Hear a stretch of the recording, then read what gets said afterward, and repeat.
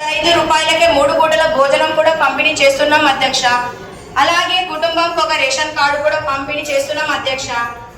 ఏపీలో దివ్య దర్శనం కోసం ప్రత్యేక బస్సులు ప్రారంభం కూడా చేశాం అధ్యక్ష.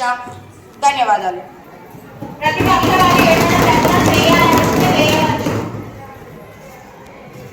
అధికారులు రేషన్ కార్డులు ఇప్పుడు స్టోర్కి వెళ్ళి తీసుకోవాల్సిందిగా చాలా ఇబ్బంది పడుతున్నారు గ్రామస్తులు. ఇంతకంటే ఉన్న ప్రభుత్వంలో ఇంటికి వచ్చి బియ్యం ఇచ్చేవాళ్ళు ఇప్పుడు స్టోర్కి వెళ్ళడంతో చాలా ఇబ్బందులు పడుతున్నారు. దీనిపై చర్యలు తీసుకోవాల్సిందిగా కోరుతున్నాం.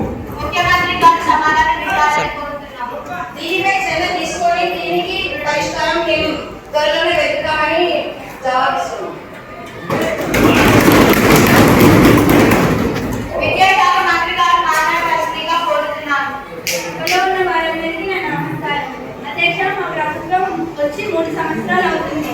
మా ప్రభుత్వం ఉన్న పాఠశాలకు హాజరయ్యేలా వారికి ఆలోచనలో అమ్మఒడి, తల్లికి వందనం, ఉచిత సైకిల్ ఇలాంటివి ఎన్నో తత్పరాలు వారికి అందజేస్తున్నాం.